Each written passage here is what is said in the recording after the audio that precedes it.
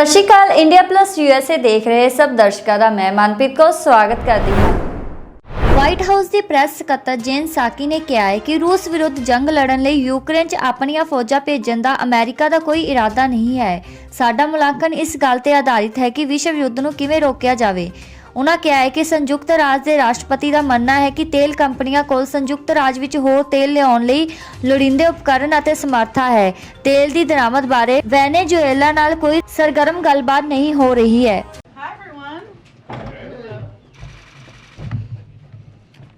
Okay, I don't want to disappoint you, but I have no toppers today. Sorry to disappoint all of you. Darlene, would you like to kick us off? Yes, ma'am. Thank you. I wanted to follow up on your tweet yesterday about being on the lookout for Russia to use chemical or biological weapons in Ukraine and possibly creating false flag operations to use them. What is the evidence to back that up beyond what you said in the tweet that it's a pattern from Russia? Is there more to this than it just being a pattern for them? Well, they have a large biological and chemical weapons program. So it's a pattern, but they also have the capacity. Well, I'm not going to get into specific intelligence. We look at all of those factors. And we also know, and one of the reasons, one of the main issue that prompted my Twitter thread yesterday was that Russia has a history also of inventing outright lies like this, which is the suggestion that the United States has a chemical and biological weapons program, or Ukraine does, that they're operating. Russia is the country that has a chemical and biological weapons program. So the objective was to make clear the inaccuracy of the information, the misinformation they're trying to put out, and make clear to the world that they not only have the capacity, they have a history of using chemical and biological weapons, and that in this moment we should have our eyes open for that possibility. Would use of chemical or biological weapons be a red line for the president in terms of direct U.S. involvement in the war over there? We are directly involved. We are providing $1 billion in security assistance. We are the largest provider of that. We are providing humanitarian. With the U.S. military going and engaging in Ukraine and fighting a war against Russia, we don't have any intention to do that. Go ahead. Oh, go ahead, Darlene. Go ahead. Last one. One other one. The Defense Intelligence Agency, the director told Congress today that his agency underestimated the Ukrainian military's preparedness and will to fight. Is that the assessment? Does the White House share that assessment? We do, and I think, Darlene, the world does. I mean, I think when we saw the preparations of President Putin and the Russian military on the borders of Ukraine, we saw the power of the Russian military, we saw the intentions of President Putin, and I don't think anyone anticipated the level of courage, of bravery, of capacity to fight back that we have seen in the country. At the same time, we've also seen some miscalculations by President Putin as well in terms of that capacity and willingness, but also in terms of their own planning and logistics of their military. And then lastly, can you just talk a little bit about the fate of the COVID money, the $15 billion that Speaker Pelosi took out of the bill yesterday? I mean, how confident is the White House that you will ultimately get that money? Absolutely. Okay. I just wanted to let you continue. Well, we need this money. So without additional resources from Congress, the results are dire. Just to give you some specifics, in March, testing capacity will decline this month. In April, free testing and treatments for tens of millions of Americans without health insurance will end. In May, America's supply of monoclonal antibodies will run out. So failing to take action now will have severe consequences for the American people. That's why we requested $22.5 billion to avoid severe disruptions to our COVID response. The reason we've made the progress we have at this point is because we have been ahead of where the pandemic is in terms of having the preparations, for the most part, of vaccines, of supplies needed, and we want to continue to stay ahead of that if we can. So these are conversations, as you all know and has been reported out, that are happening with members, but we will need that funding in order to continue to fight the pandemic. Go ahead. Just to follow up on Darlene, are you detecting any sign of any imminent use of chemical weapons over there? I'm not going to get into any intelligence. Obviously, we continue to assess the declassification of that, as you know, Steve, as we have done throughout the course of the last several weeks. But what we endeavored to do when we put out that information yesterday is to remind the world of the large biological and chemical weapons program that Russia has, the fact that they have used it in the past against dissidents on their soil and on NATO soil, that they and that they were taking a step to put out misinformation about our own programs, capacities, and those of the Ukrainians as well. And the President spoke this morning with the President of Turkey, Erdogan. Did they discuss access to the Black Sea? Do you know? They had, I know we just put out a readout that you should all have. They had a constructive, lengthy call. I believe it was almost an hour, if not an hour. And the president is very grateful to the role that Turkey is playing and has played even earlier today in hosting diplomatic negotiations at this moment in time. But in terms of additional specifics, there's not more I can get into from here. Go ahead, Caitlin. Thanks, Jen. I just want to be totally clear. Are you saying if Russia does conduct a chemical weapons attack in Ukraine, there will not be a military response from the United States? I'm not going to get into hypotheticals. What we're saying right now is they have the capacity and the capabilities. I'm also not going to get into intelligence. But the president's intention of sending U.S. military to fight in Ukraine against Russia has not changed. But that sounds like even if there is a chemical weapons attack, that calculus will not change. So I just want to be clear on what the U.S. response would be. Again, there has not been a chemical weapons attack. We are conveying to all of you what the capacity and the capabilities of Russia are, what steps they have taken in the past. Let's hope we are not having a discussion about that, but the president and our NATO partners have not changed their assessment about their plans to send U.S. troops in. Would President Biden let a chemical weapons attack in Ukraine go unanswered by the United States? We have not let anything go unanswered that President Putin has done to date. We have not let anything go unanswered to date, any steps that President Putin has taken to date. What that would look like, I can't give you an assessment of that from here at this point. One other question. The U.S. says their assessment is that Ukraine has planes that they could use. They don't think it would be effective to send more aircraft to Ukraine right now. Ukrainian President Zelensky has pleaded for more aircraft, saying that they desperately need it. So I guess the question is, how do you square the U.S. assessment with what President Zelensky, who is on the ground in Ukraine, says that he needs for his Air Force?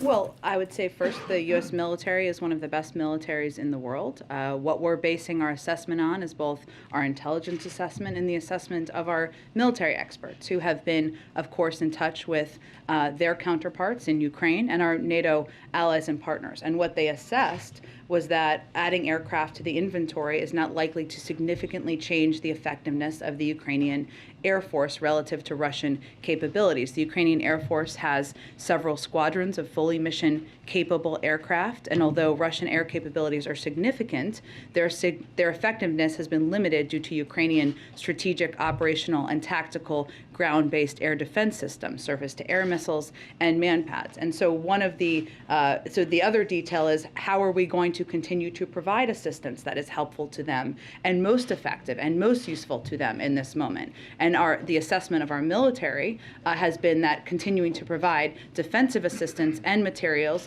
in that form is what is most useful and effective at this point in time. Go ahead. Thank you, Jen.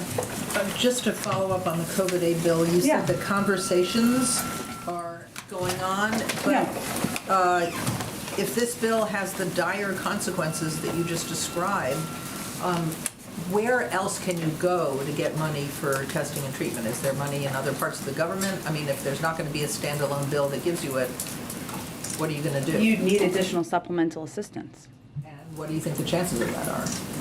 It is essential we get that assistance, otherwise we will not be able to, as I just outlined, Mara, and I appreciate you asking the question again for further clarification, we will have to stop a number of components of our program that are essential to the American people. So you're saying there's no way you can get money move money around that's already been appropriated? Well, again, I think that if we had that money to move around, we would be moving it. And our assessment is that we need this additional funding in order to meet the needs of the American public. And I would also note that a lot of these programs are widely popular across the board, regardless of your political affiliation, providing antivirals, providing tests, providing free vaccines. Those are all programs that we're talking about continuing. And I just have one more question on another subject. The administration has been criticized for putting sanctions on one dictator and then going hand in hand to other dictators like Venezuela. How do you explain that? Well, I think our engagement with Maduro, who we don't recognize, as you know, as the leader of Venezuela, but who is detaining American citizens, was to bring American citizens home. That was our first priority in those engagements. There is not, so as you're all assessing, there are a range of topics that we discussed. Largely, the conversation was about our approach to the Western Hemisphere. Certainly, Venezuela, as you all know, is the largest producer of oil in the world. But as you're one of them in the world. Sorry, thank you. Ed gave me a funny look there. I appreciate that. One of them in the world. But part of our conversation was focused about a range of issues, including encouraging them, of course, to be engaging in steps toward peace. As you may have seen, Maduro has announced his intention to be a part of the talks with the opposition in Mexico. But as you are assessing how to spend your energies in this time of a lot of news in the world, I would not focus a lot of them on conversations about the future of the United States importing oil at this point in time. Go ahead. From Venezuela. Go ahead. Question on the economy. The inflation numbers that we received today show consumers paying almost 8% more than a year ago, and this was before Russia's invasion of Ukraine. So how much higher does the administration expect prices to climb? Well, as you know, a large driver of these inflationary numbers from the last, these monthly numbers, were from energy prices, and we have seen the increase, happen as a result of Russia's invasion of Ukraine. So while we're looking at year over year, and there were year over year numbers that came out about a month ago as well, there are still predictions and projections from the Federal Reserve and outside economists about inflation moderating towards the end of the year.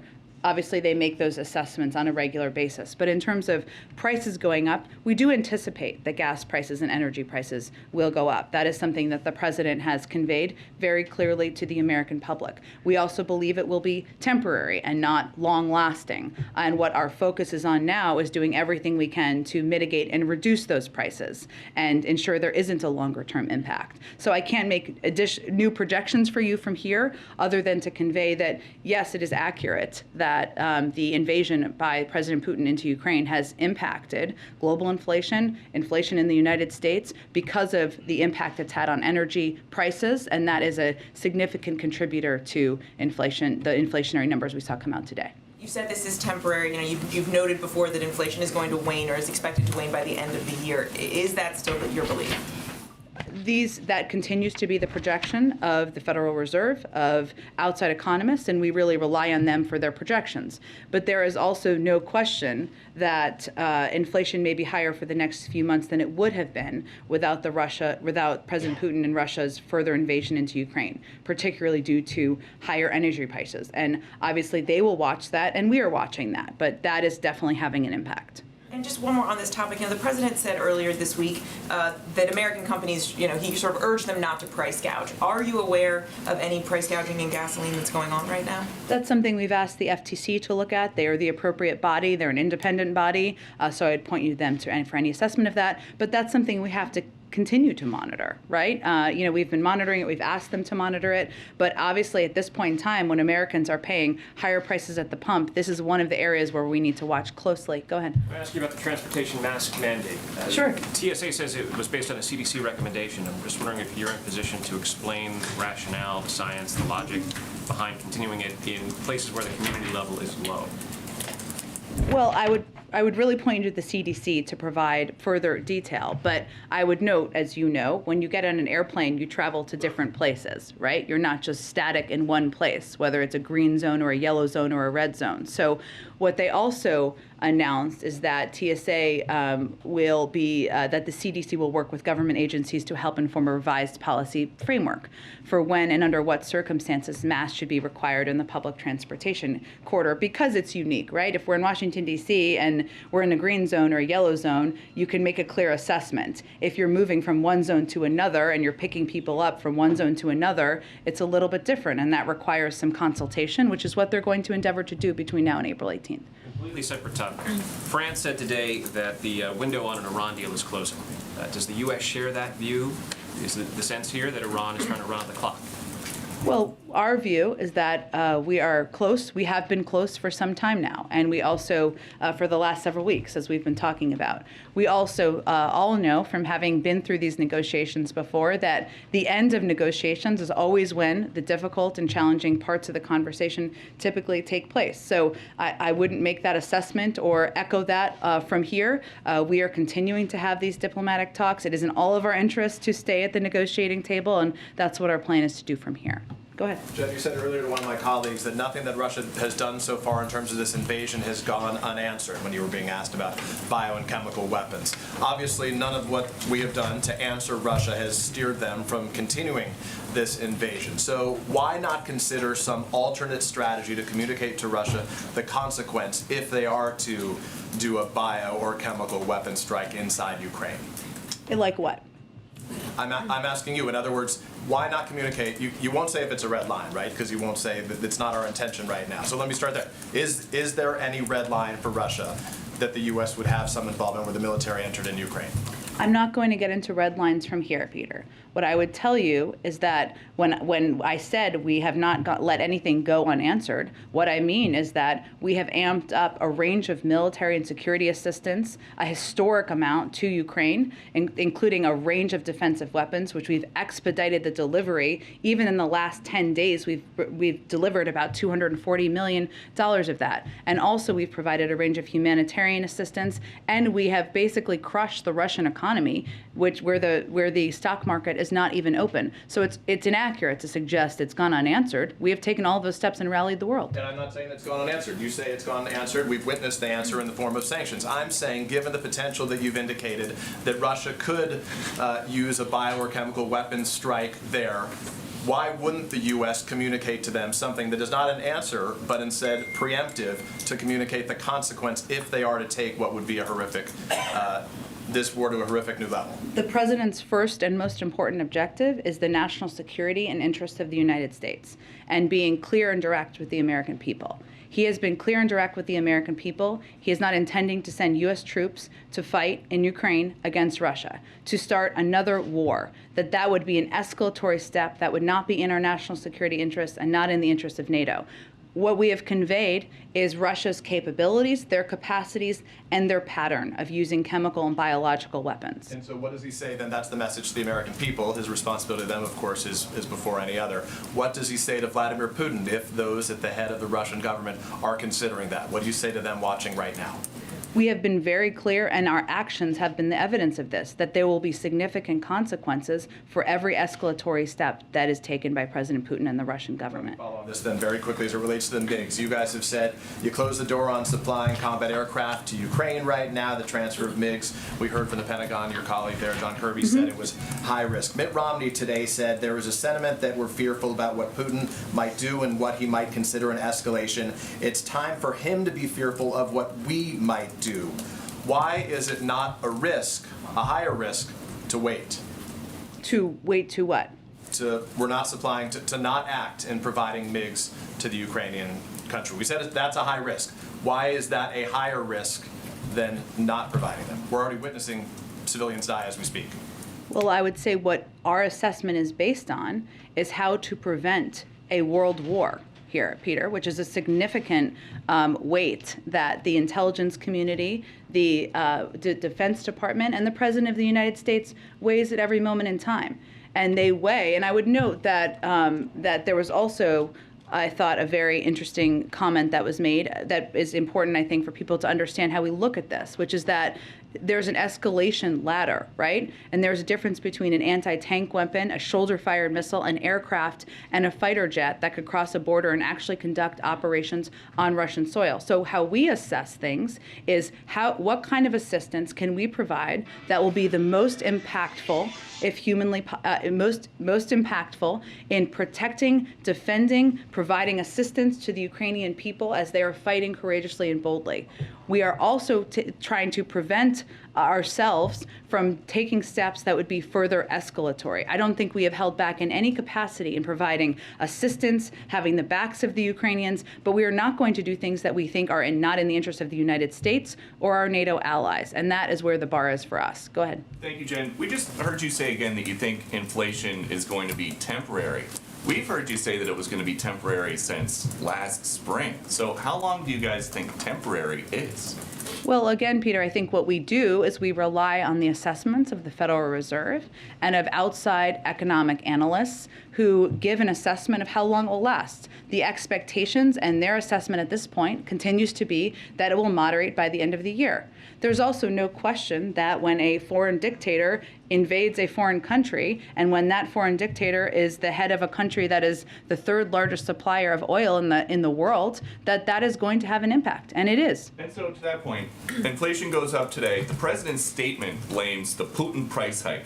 Are you guys just going to start blaming Putin for everything until the midterms? Well, we've seen the price of gas go up at least 75 cents since President Putin lined up troops on the border of Ukraine. And last month, the statement didn't mention the Putin price hike. It mentioned inflation because of the pandemic. Why is that?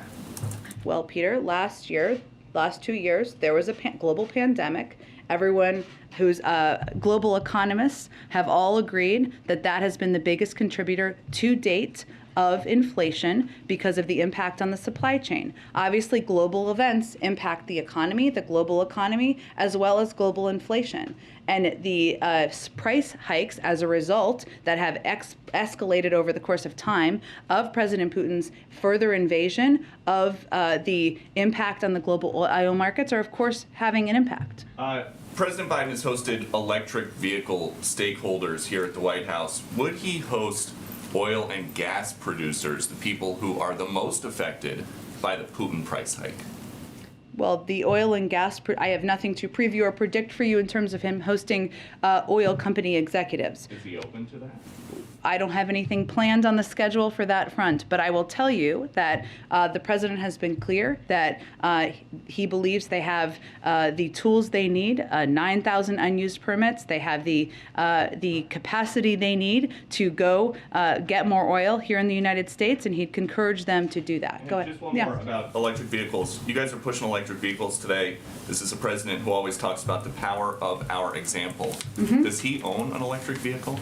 Presidents of the United States don't do a lot of driving. He's posted videos where he's revving the engine of his Corvette in Wilmington. He owns cars. And he also has driven electric vehicles as president, as to give a model to the rest of the country. Does he own one?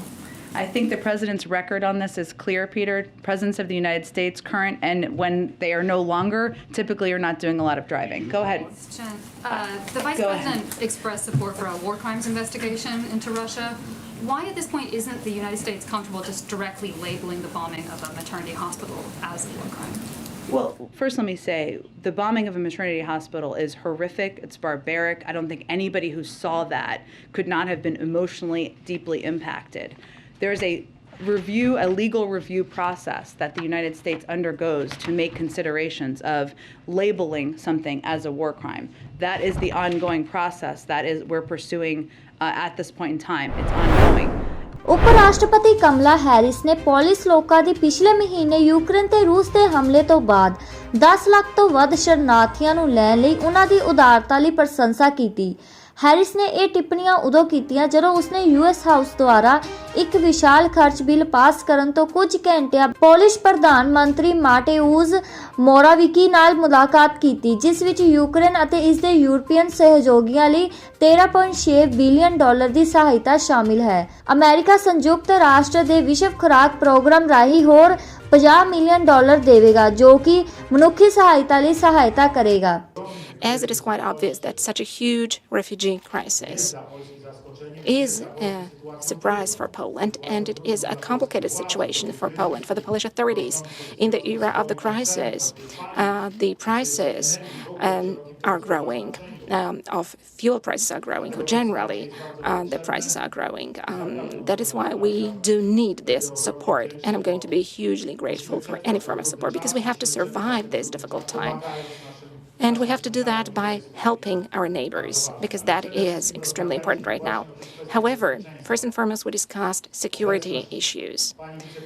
The presence of Madam Vice President here in Poland is yet another demonstration of U.S. presence in Poland. Next to the U.S. troops that we have here, next to U.S. defensive systems that are protecting our skies today and our land, we also have with us here today the political representation, the top-level political representation of the United States, led by Madam Vice President. And this is a very clear political message where most important things are happening today on the global stage in Europe. We have to rescue Ukraine. All of us are acutely aware of that. All hands should be on board. Ukraine needs to be helped, and we have to stay united in that respect. We need to stand together in this respect within the North Atlantic Alliance, keeping solidarity, speaking absolutely with one voice, just as we have to stand together in the European Union and in all the other international communities. We have to impose more sanctions on Russia. We cannot accept such military activities which bear the characteristics of the features of a genocide, because I don't think that anybody is in any doubt. If hospitals are bombed where pregnant women are staying, where children are staying, when ordinary people are killed, where bombs are dropped, when missiles are launched into residential houses, where there are no military installations, then this is an act of barbarity, bearing the features of a genocide. It aims at eliminating and destroying a nation. Hence, we have to stand and present a very tough stance here as representatives of the free world. And Poland stands here together with the United States of America, just like, I have no doubt about that, all our allies stand with Ukraine and all the honest authorities and states, especially democratic states. And at the end of our conversation, I mentioned the fact that we want to boost our security also on our own here in Poland, also thanks to the purchase of American equipment for our armed forces. There are already ongoing programs, such as Patriot program, such as HIMARS program, the program of the purchase of F-35s, or the recently started program of the purchase of Abrams tanks for Poland. I asked Madam Vice President that those programs should be accelerated as far as this is possible, because we want to provide this state-of-the-art equipment to our armed forces as soon as possible. If there is such a need, I think everybody can see that. We do not need to comment on this situation. We are able to witness the dramatic scenes unfolding in Ukraine. Every day in the media, you can see those horrifying scenes. But at the same time, we're able to witness the huge heroism and incredible determination of the Ukrainian people. And we stand at the side of the Ukrainian people. We're going to support them with all our strength, but at the same time, providing the security of our countries, which is of crucial importance to us. Once again, thank you very much, Madam Vice President, for coming to Warsaw. Thank you for this demonstration that we stand together and that we are a huge Euro-Atlantic community of freedom and security. Thank you. I'd like to give the floor to Madam Vice President of the United States of America, Madam Kamala Harris. President Duda, and for the warm welcome under unfortunate circumstances, given what is happening in Ukraine, our friend. But I thank you for the warm welcome and for the very constructive and productive conversations we had today as part of our ongoing dialogue and friendship that spans generations. I would like to also speak directly to the Polish people. I have shared with your president that under his leadership and your leadership has been extraordinary. The world has been watching Poland, Mr. President, your leadership and the leadership of the people of your country. And we've witnessed extraordinary acts of generosity and kindness. We have seen through images on the television looking at images of ordinary people doing extraordinary things in support of the dignity and the well-being of perfect strangers. So I first and foremost want to express the thanks for the people of the United States, to you, Mr. President, on behalf of our President, Joe Biden, and to the people of Poland for what you are doing every day. It really represents the best of who we are. We are here, and I am here in Poland today, as part of an enduring, long-standing friendship and commitment between the United States and Poland based on shared values and priorities.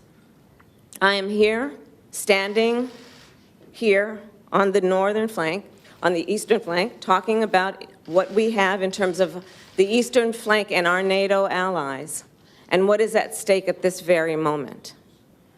What is at stake this very moment are some of the guiding principles around the NATO alliance, and in particular, the issue and the importance of defending sovereignty and territorial integrity, in this case of Ukraine. As President Duda has described, we have been witnessing for weeks, and certainly just in the last 24 hours, atrocities of unimaginable proportion. A maternity hospital, a children's hospital, where we have witnessed pregnant women who were there for care, for one reason, being taken out because they required care because of an act of violence, unprovoked, unjustified. I am here in Poland as an expression of the enduring and important relationship between the United States and Poland that again has been long-standing, but in particular on the issue of Ukraine, is unified and is clear. We will do everything together, in partnership, in solidarity, to support what is necessary at this very moment in terms of the humanitarian and security needs of Ukraine and the Ukrainian people. Today we discussed, Mr. President, many issues that relate to our special bond also, because I will say as a point of personal privilege, we have a substantial Polish-American community in my hometown of Los Angeles, but throughout the United States, who understands the relationship that we have on many levels, including the diplomatic, but also cultural relationships that span generations. And so through all of that, and in the spirit of those relationships and our shared commitments, our shared commitment to the importance of international norms and rules, you and I discussed today many important topics, in particular as it relates to the eastern flank. And we talked specifically about what we care deeply about in terms of our commitment, the United States commitment to Article 5. I've said it many times, I will say it again. The United States commitment to Article 5 is ironclad. The United States is prepared to defend every inch of NATO territory. The United States takes seriously that an attack against one is an attack against all. We are here today to restate that commitment, but also to do what we must do to reinforce our support of Poland and our allies through the EU and NATO alliance. In particular, as it relates to troop deployment, we have recently deployed an additional 4,700 American troops to Poland. That's on top of the years of rotation of about 5,000 American troops in Poland. We are pleased to have announced this week that we have directed 2 Patriot missile defense systems to Poland, and today I can announce that we have delivered those Patriot systems to Poland. We do this as a reminder and as a demonstration of our commitment to the security of our allies and our commitment in particular to Poland at this moment in time. As it relates to the people of Ukraine, they have suffered immensely. When we talk about humanitarian aid, It is because, yes, the assistance is necessary, but what compels us also is the moral outrage that all civilized nations feel when we look at what is happening to innocent men, women, children, grandmothers, grandfathers, who are fleeing everything they've known. Our outrage, which compels not only our security assistance, but our humanitarian assistance, is rooted in the fact that also we support the people of Ukraine who have shown extraordinary courage and skill in their willingness and, yes, ability to fight against Putin's war and Russia's aggression. So today we are also announcing, in pursuit of what must happen, which is to provide humanitarian assistance, that we will give another $50 million, the United States will, through the UN's World Food Program, to assist with humanitarian aid. The President and I also talked about the fact that, as he mentioned, Poland has taken, in just a very short period of time, in excess of 1.5 million refugees in from Ukraine. And that has put an extraordinary burden on Poland and the people of Poland. And so we will continue with the support that we can give you, Mr. President, in terms of the work that you and the people of Poland have been doing to bear this burden, but in a way that really has been with such grace and such generosity.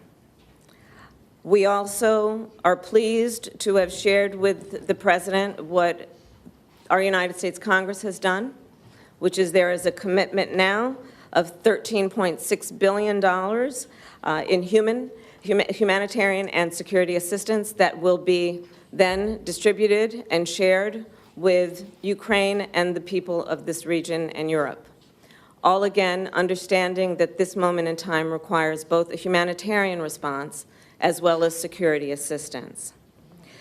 And today, I'm also pleased to say that we are in ongoing discussions with Poland and our allies about the effectiveness of sanctions thus far and going forward.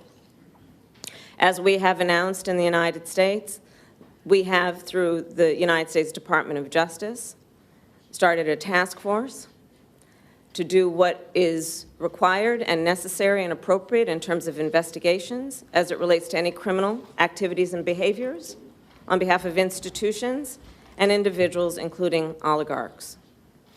We talked, the President and I, about the effectiveness of the sanctions we've seen thus far in terms of the courage and the bold action that has been taken through the NATO alliance to do what is necessary to send a clear signal that there will be, as we promised, severe cost and consequence for Russia's aggression, to the point that we have now seen a free fall of the ruble, to the point that we have now seen that Russia's credit rating has been rated as junk, and what we know to be real economic consequence to Russia because of Putin's war. As you know, the President of the United States also made the decision to do what was necessary in terms of the purchase of Russian oil in the United States. Again, we will continue to focus on this issue, keeping in mind that this is a moment that requires severe and swift consequence for Russia's aggression against Ukraine. And I'll close by saying what we say every day for these last weeks, which is we stand with the people of Ukraine, that we admire their courage, and that we are aligned in our support of their sovereignty and territorial integrity. Thank you, Mr. President. Mamy czas na pytania dziennikarskie. Proszę o zadanie pytania panią Jacqueline Skowrońską z TVP. Madam Jacqueline Skowrońska from the Polish television. My name is Jacqueline Skowrońska. I represent Polish television. I would like to ask my question to both Madam Vice President and Mr. President. In what way has this brutal attack of Russia against Ukraine impacted Polish-American relations? Anthony Blinken, State Secretary, during his last visit to Poland, was saying that the Polish-American friendship has never been so strong in history as it is now. Is it going to translate also on the permanent military presence of the United States in Poland? Thank you very much. It cannot be said too frequently or strongly enough. The relationship between the United States and Poland is a deep, enduring, and strong one, and dare I say, has become even stronger when we have been faced as a world with such adversity. I think we all know, even in our personal lives, adversity really, truly can present the real measure of an individual or a relationship. And what we have seen, without any doubt, is that this friendship and relationship between the United States and Poland is a strong one. Szanowni Państwo, Ladies and gentlemen, answering your question, I would need to go a little bit back into history, deeper into history. Let me put it in the following way. When I started my service as President of the Republic of Poland in 2015, I was perfectly aware of the fact that an aggressive Russia, like President Lech Kaczynski was saying in Georgia in 2008, would not stop only attacking Georgia in 2008 and attacking part of Ukraine in 2014. I knew that this appetite, this imperial appetite, will grow if the world does not react to that. If the world does not react, if the North Atlantic Alliance does not stand up, does not present a tough stance, then we will see more attacks from Russia, to which perhaps sooner or later also my country, Poland, would fall victim to. And when I started as President of Poland, I knew that I had to do everything that I could to protect Poland from such a scenario. One has to use very clear and strong words here in the presence of Madam Vice President of the United States.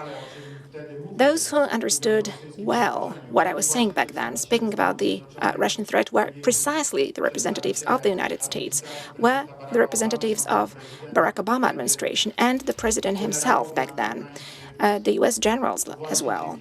And precisely thanks to their support, we were able to obtain the North Atlantic Alliance presence on the eastern flank. We're able to execute the strengthening of the eastern flank for the first time since we joined NATO in 1999. It was precisely a NATO summit in Warsaw, through, first and foremost, the decisions of the U.S. president and his team, but also through the decisions of other allies whom we were able to convince, has led to putting this presence on the eastern flank of the alliance. And symbolically, in Poland, the United States is the framework nation. At the same time, the U.S. soldiers came here and started their rotational presence in Poland. It is a rotational, but also a persistent presence, enduring presence. It is a back-to-back presence. So soldiers change, but the U.S. Armed Forces are present on our soil all the time. And that was a breakthrough. If we recall the words of President Lech Kaczynski, which I quoted many times, and he said those words to me back in 2008, he said, and I quote, "Andrzej, when U.S. soldiers are on our soil, when U.S. military installations are on our soil, when U.S. military equipment is put on our soil, then the whole world will be able to see that we are no longer a Russian sphere of influence. This is a true friendship." As Madam Vice President remarked today, a friend in need is a friend indeed.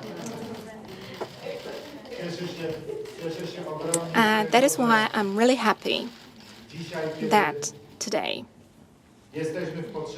when we are in need and when the NATO eastern flank is in need, the United States, by the decision of President Joe Biden, has deployed additional troops.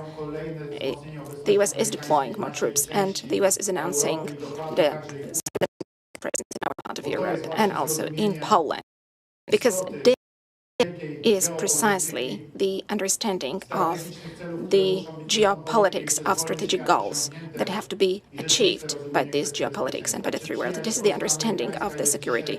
Is Polish-American presence today, if we look at the last couple of years, stronger than ever? Yes. Polish-American friendship, for sure, over the last 7 years of my presidency is stronger than before. And this presence here today in Warsaw of Madam Vice President Kamala Harris is yet another strong of that. The presence of all the representatives of Mr. President Joe Biden's administration here recently on our soil.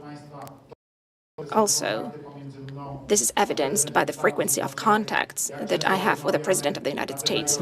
We frequently talk and discuss the most important security-related topics and our mutual relations. Yes, of course, whenever we speak about great politics and friendship, this is this friendship in great politics, and this is the friendship between states. For sure, this is the friendship between Poland and the United States of America. It is very strong right now, the strongest perhaps ever in history. The next question will come from Nandita Bose of Reuters. Hi, Madam Vice President. Thank you for, and President Duda, thank you for taking my question. President Zelensky has strongly asked for better air power in recent days. And my question is, what kind of alternative plans does the United States have to get materials to help Ukraine defend itself, especially now that you have declined Poland's offer on jets? Can you give us some specifics on what you discussed with the Polish leaders on this issue, Madam Vice President? And one for President Duda. The United States says, Mr. President, it was not consulted before you made the offer to make your jets available to the United States. Is that accurate? And did Poland act unilaterally in making an offer? If yes, why? Especially now that you have spoken about the strong relationship that U.S. and Poland has shared over the years. Thank you.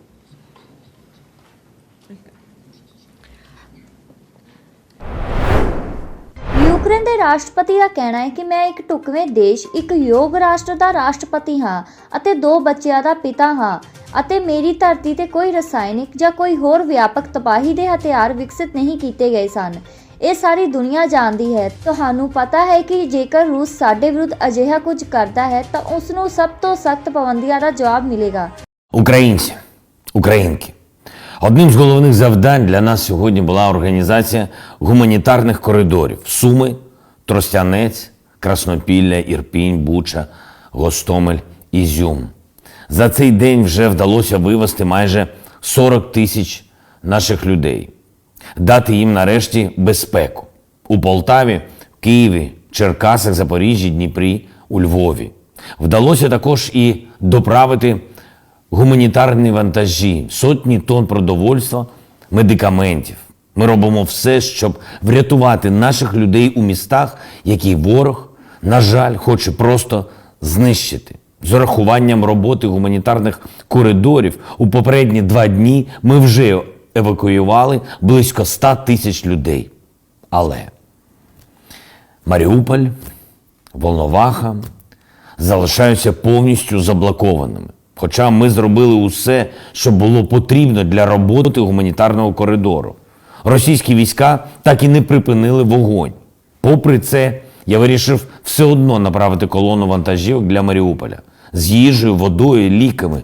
Я вдячний всім водіям, хоробрим людям, які були готові виконати цю місію.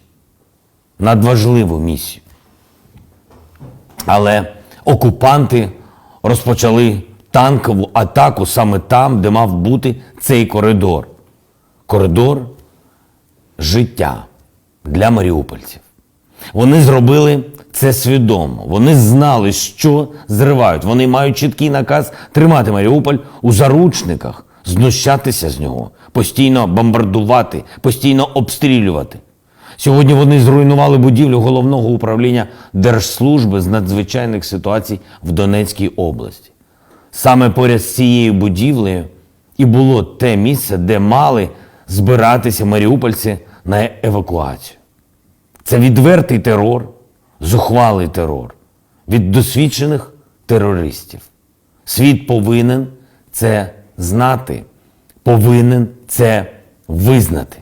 Ми усі маємо справу з державою-терористом. Але що б там не було, ми будемо намагатись. Постійно ми продовжуємо спроби довести у Маріуполь допомогу, якої так потребують люди. Наші люди. Українці, українки. Окупанти роблять усе, щоб обманути наших людей у містах, що в облозі. Вони блокують зв'язок, не дають дізнатись інформації. Держава робить усе, щоб допомогти нашому місту. Усе, щоб сказати маріупольцям, ми боремось. І не полишимо цієї боротьби. Тому якщо ви маєте можливість говорити з маріупольцями, писати їм, поширюйте, будь ласка, правду. Нагадуйте їм, що Україна всім серцем з ними і робить усе, щоб припинилося катування міста. Российские пропагандисты сегодня заметно оживились и очень старались. Наверное, для того, чтобы прикрыть преступления своей армии в Украине. Преступления против Мариуполя, против Донбасса, против Харькова, против десятков других городов. Прикрыть новыми обвинениями, новыми старыми фейками. Они обвиняют нас, снова нас, что мы якобы разрабатываем бактериологическое оружие, якобы готовим химическую атаку. Меня это очень беспокоит, потому что не единожды мы убеждались уже. Хочешь узнать о планах России, посмотри, в чем Россия обвиняет других. Послушайте, разгонка таких обвинений в российских СМИ сама по себе показывает, что это они на такое способны. Российские же военные, российские же спецслужбы показывают, что они этого хотят. Они уже делали такие вещи в других странах. Точно так же. Сами анонсировали, сами организовывали, сами жаловались и сами будут делать еще. Снова и снова, если их не остановить. Как Молдову они разорвали с Приднестровьем, как Грузию разорвали с Абхазией, как Украину разорвали с Донбассом и нашим Крымом. Обвиняют нас, тех, кто стал жертвой, тех, кто вынужден защищаться, бороться уже просто за свое право жить. Сами приходят к нам на танках и с ракетами, забирают чужое, наше, захватывают, даже стыдятся показать своим офицерам, прячут своих генералов, скрывают от своего же народа, что отправляют срочников на эту войну, лишь бы только силы вторжения сделать побольше. А мы виноваты. Нас все обвиняют в нападках на якобы миролюбивую Россию. И что теперь? Что это за обвинение в подготовке химических атак? Вы что, решили провести дехимизацию Украины? Чем? Аммиаком? Фосфором? Что еще вы нам приготовили? Куда ударите химическим оружием? По роддому в Мариуполе? По церкви в Харькове? По детской больнице Ахмадет? Или по лабораториям, большинство из которых остались еще с советских времен и занимаются обычной наукой, обычной, а не военными технологиями? Мы адекватные люди. Я президент адекватной страны, адекватного народа. И отец 2 детей. И никакого химического или любого другого оружия массового поражения на нашей земле никто не разрабатывает. И весь мир это знает. Вы это знаете. И если вы сделаете что-то подобное против нас, вы получите жесточайший санкционный ответ. Українці, наші захисники та захисниці. Я підписав декілька дуже важливих указів про присвоєння звання Героя України 13 нашим захисникам. Підполковник Літун Андрій Миколайович посмертно загинув, прикриваючи наших військових і героїчно стримуючи наступ ворога. Капітан Корпан Олександр Богданович посмертно врятував наших бійців та цивільні житлові будинки, коли відвів падаючий літак від них. Молодший лейтенант Блоха Юрій Ігорович посмертно у боях в Миколаївській області героїчно захищав побратимів, рятуючи їхнє життя. Старший сержант Івашко Андрій Олександрович посмертно під час ракетного обстрілу ціною власного життя особисто давав інформацію щодо дій ворога. Молодший сержант Волков Євген Володимирович посмертно за мужність і героїзм під час евакуації поранених в Донецькій області, за порятунок наших військових. Генерал-майор Ніколюк Віктор Дмитрович уміло керував обороною на північно-східному напрямку, завдяки чому вдалося не допустити захоплення Чернігова. Полковник Хода Леонід Олексійович. За період війни під його командуванням було знищено більше 50 машин противника. Підполковник Пономаренко В'ячеслав Анатолійович. Завдяки його діям було знищено значну кількість техніки та військових ворога у місті Гостомель. Підполковник Яковенко Олександр Олексійович вивів свої підрозділи з-під артилерійського вогню ворога, завдяки чому зберіг особовий склад і продовжив успішно боронити Донецьку область. Майор Бова Євгеній Петрович за героїчну оборону Маріуполя і утримання позицій у постійних атаках ворога. Капітан Боєчко Василь Васильович за надзвичайну успішну ліквідацію техніки і живої сили ворога. Сержант Мороз Олег Романович. Завдяки його героїчним діям вдалося зупинити наступ ворога в Луганській області. Матрос Самофалов Валерій Михайлович в одному бою вперше в історії цієї війни збив одразу 3 гвинтокрили ворога. Також мною підписано указ про нагородження орденами за особисту мужність 39 нацгвардійців і 31 поліцейського. 9 посмертно. 14 прикордонників. 4 посмертно. 23 працівників Державної служби з надзвичайних ситуацій. Сьогодні ж звання бригадного генерала присвоєно Нечаєву Олегу Олександровичу за успішну оборону Київської області, Ліщинському Владиславу Вацлавичу за надзвичайно успішні дії проти ворога у Херсонській області, Гуцулу Володимиру Володимировичу за успішне знищення повітряного десанту ворога у Василькові, Дем'янчику Григорію Петровичу за успішну організацію підготовки особового складу для наших військових підрозділів. І наостанок. Сьогодні і завтра в Європі тривають дискусії щодо майбутнього України в Європейському Союзі. Я вважаю, що наш народ, наша держава, наша армія вже зробили все, щоб нас хотіли там бачити серед рівних, щоб нас туди запросили. Це фінальний іспит для Європи. Серед лідерів держав є ті, хто нас підтримує. А є ті, хто підтримує тільки себе.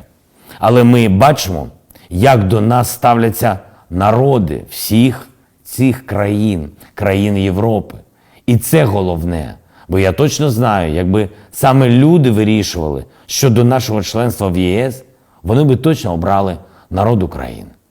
Сьогодні, коли я бачу підтримку народів кожної країни на площах столиць Європи, я знаю, український народ вже в Євросоюзі. Ну а політики, я впевнений, що вони підлаштуються. Бажано швидше. Слава народам Європи! Слава Україні! Слава нашим військовим! Дякую. Punjab Vidhan Sabha ਚੋਣਾਂ ਵਿੱਚ ਕਾਂਗਰਸ ਦੀ ਹਾਰ ਪਿੱਛੋਂ ਮੁੱਖ ਮੰਤਰੀ ਚਰਨਜੀਤ ਸਿੰਘ ਚੰਨੀ ਨੇ ਰਾਜਪਾਲ ਨੂੰ ਆਪਣਾ ਅਸਤੀਫਾ ਸੌਂਪ ਦਿੱਤਾ ਹੈ। ਅਸਤੀਫਾ ਸੌਂਪਣ ਪਿੱਛੋਂ ਸਾਬਕਾ ਮੁੱਖ ਮੰਤਰੀ ਚਰਨਜੀਤ ਸਿੰਘ ਚੰਨੀ ਨੇ ਕਿਹਾ ਹੈ ਕਿ ਉਹਨਾਂ ਦੇ ਮੰਤਰੀ ਮੰਡਲ ਨੇ ਉਹਨਾਂ ਨੂੰ ਕਿਹਾ ਸੀ ਕਿ ਉਹ ਨਵੀਂ ਸਰਕਾਰ ਦੇ ਸਹੁੰ ਚੁੱਕਣ ਤੱਕ ਆਪਣੇ ਅਹੁਦੇ ਤੇ ਬਣੇ ਰਹਿਣ। ਚੰਨੀ ਨੇ ਕਿਹਾ ਹੈ ਕਿ ਸਾਨੂੰ ਲੋਕਾਂ ਦਾ ਫਤਵਾ ਮਨਜ਼ੂਰ ਹੈ। ਇਸ ਦੇ ਨਾਲ ਹੀ ਸਾਬਕਾ ਸੀਐਮ ਨੇ ਅੱਜ ਮੰਤਰੀ ਮੰਡਲ ਦੀ ਬੈਠਕ ਸੱਦੀ, ਜਿਸ ਤੋਂ ਬਾਅਦ ਉਹਨਾਂ ਨੇ ਆਪਣਾ ਅਸਤੀਫਾ ਰਾਜਪਾਲ ਨੂੰ ਸੌਂਪ ਦਿੱਤਾ। ਦੱਸ ਦਈਏ ਕਿ ਪੰਜਾਬ ਵਿਧਾਨ ਸਭਾ ਚੋਣਾਂ ਵਿੱਚ ਕਾਂਗਰਸ ਨੂੰ ਸਿਰਫ 18 ਸੀਟਾਂ ਤੋਂ ਜਿੱਤ ਹਾਸਲ ਹੋਈ, ਜਦਕਿ ਆਮ ਆਦਮੀ ਪਾਰਟੀ 92 ਸੀਟਾਂ ਨਾਲ ਸਰਕਾਰ ਬਣਾਉਣ ਜਾ ਰਹੀ ਹੈ। ਸਾਬਕਾ ਸੀਐਮ ਚੰਨੀ ਭਦੌੜ ਅਤੇ ਚਮਕੌਰ ਸਾਹਿਬ ਦੋਵਾਂ ਸੀਟਾਂ ਤੋਂ ਹਾਰ ਗਏ, ਜਦਕਿ ਅੰਮ੍ਰਿਤਸਰ ਪੂਰਬੀ ਤੋਂ ਨਵਜੋਤ ਸਿੰਘ ਸਿੱਧੂ ਨੂੰ ਵੀ ਕਰਾਰੀ ਹਾਰ ਦਾ ਮੂੰਹ ਵੇਖਣਾ ਪਿਆ। ਆਮ ਆਦਮੀ ਪਾਰਟੀ ਦੇ ਪੰਜਾਬ ਵਿੱਚ ਮੁੱਖ ਮੰਤਰੀ ਦੇ ਅਹੁਦੇ ਲਈ ਉਮੀਦਵਾਰ ਭਗਵੰਤ ਮਾਨ 16 ਮਾਰਚ ਨੂੰ ਸਹੁੰ ਚੁੱਕਣਗੇ। ਮਾਨ ਨੇ ਕਿਹਾ ਹੈ ਕਿ ਮੈਂ ਭਲਕੇ ਰਾਜਪਾਲ ਨੂੰ ਮਿਲਾਂਗਾ, ਅਸੀਂ ਅੱਜ ਉਹਨਾਂ ਤੋਂ क्षमा ਮੰਗਾਂਗੇ। ਸਹੁੰ ਚੁੱਕ ਸਮਾਗਮ ਨਵਾਂਸ਼ਹਿਰ ਜ਼ਿਲ੍ਹੇ ਦੇ ਮਹਾਨ ਆਜ਼ਾਦੀ ਘੁਲਾਟੀਏ ਭਗਤ ਸਿੰਘ ਦੇ ਜੱਦੀ ਪਿੰਡ ਖਟਕੜ ਕਲਾ ਵਿਖੇ ਹੋਵੇਗਾ। ਹੁਣ ਨਵੀਂ ਸਰਕਾਰ ਵੱਲੋਂ ਆਪਣਾ ਮੰਤਰੀ ਮੰਡਲ ਬਣਾਇਆ ਜਾਵੇਗਾ। ਹਾਲਾਂਕਿ ਇਸ ਵਿੱਚ ਸਾਰੇ ਨਵੇਂ ਮੰਤਰੀ ਸ਼ਾਮਿਲ ਹੋ ਸਕਦੇ ਹਨ, ਪਰ 7 ਮੰਤਰੀ ਅਜਿਹੇ ਹਨ ਜੋ ਵਿਧਾਇਕ ਵਜੋਂ ਜਿੱਤ ਦਾ ਸਵਾਦ ਮਾਣ ਕੇ ਮੰਤਰੀ ਮੰਡਲ ਦੀ ਬੈਠਕ ਵਿੱਚ ਸ਼ਾਮਿਲ ਹੋਣਗੇ। ਇਹਨਾਂ ਵਿੱਚ ਸੁਖਜਿੰਦਰ ਸਿੰਘ ਰੰਧਾਵਾ, ਤ੍ਰਿਪਤ ਰਜਿੰਦਰ ਸਿੰਘ ਬਾਜਵਾ, ਅਰੁਣਾ ਚੌਧਰੀ, ਅਮਰਿੰਦਰ ਸਿੰਘ ਵੜਿੰਗ, ਪ੍ਰਗਟ ਸਿੰਘ ਰਾਣਾ, ਗੁਰਜੀਤ ਸਿੰਘ, ਸੁਖਬਿੰਦਰ ਸਿੰਘ ਸਰਕਾਰੀਆ ਦੇ ਨਾਮ ਸ਼ਾਮਿਲ ਹਨ। ਦਿੱਲੀ ਦੇ ਮੁੱਖ ਮੰਤਰੀ ਅਰਵਿੰਦ ਕੇਜਰੀਵਾਲ ਨੇ ਕਿਹਾ ਹੈ ਕਿ ਚੋਣਾਂ ਰੱਦ ਹੋਣ ਤੇ ਠੀਕ ਨਹੀਂ, ਚੋਣ ਕਮਿਸ਼ਨ ਦੀ ਭੂਮਿਕਾ ਕਮਜ਼ੋਰ ਹੋਵੇਗੀ। ਐਸਡੀਐਮ ਚੋਣਾਂ ਦੀ ਤਾਰੀਖ 9 ਮਾਰਚ ਨੂੰ ਸ਼ਾਮ 5 ਵਜੇ ਘੋਸ਼ਿਤ ਕੀਤੀ ਜਾਣੀ ਸੀ, ਪਰ ਉਸੇ ਦਿਨ 1 ਘੰਟਾ ਪਹਿਲਾਂ ਕੇਂਦਰ ਨੇ ਰਾਜ ਚੋਣ ਕਮਿਸ਼ਨ ਨੂੰ ਸਾਰੀਆਂ 3 ਸਿਵਲ ਸੰਸਥਾਵਾਂ ਨੂੰ ਇੱਕ ਵਿੱਚ ਜੋੜਨ ਲਈ ਲਿਖਿਆ ਅਤੇ ਚੋਣਾਂ ਵਿੱਚ ਦੇਰੀ ਕੀਤੀ ਜਾਣੀ ਚਾਹੀਦੀ ਹੈ। ਕਿਹਾ नगर निगम के दिल्ली नगर निगम के एमसीडी के अभी चुनाव होने वाले थे। 9 तारीख को जो दिल्ली चुनाव आयोग है, स्टेट इलेक्शन कमीशन है दिल्ली का, उन्होंने सुबह सुबह एक प्रेस इनविटेशन भेजा कि आज शाम को 5 बजे चुनाव आयोग एमसीडी के चुनावों की तारीख का ऐलान करेगा, डेट्स ऐलान करेगा, किस तारीख को नॉमिनेशन होगा, किस तारीख को विड्रॉ किया जा सकता है, चुनाव किस तारीख को होंगे। शाम को 5 बजे चुनावों का ऐलान होना था, तारीखों का ऐलान होना था। 4 बजे, उसके 1 घंटा पहले, केंद्र सरकार ने चुनाव आयोग को चिट्ठी लिखी कि हम दिल्ली के तीनों नगर निगमों को एक साथ एक नगर निगम बनाने जा रहे हैं, इसलिए आप ये चुनाव टाल दीजिए। 5 बजे चुनाव आयोग ने चुनावों केंद्र सरकार के कहे के मुताबिक चुनाव टालने का ऐलान कर दिया। शायद भारत के इतिहास में पिछले 75 साल में आज़ादी के बाद से पहली बार ऐसा हुआ होगा कि केंद्र सरकार ने सीधे किसी राज्य के चुनाव आयोग को चिट्ठी लिख के चुनाव टालने के लिए कहा है। लोगों के अंदर बातचीत चल रही है कि 2-3 बातें चल रही हैं।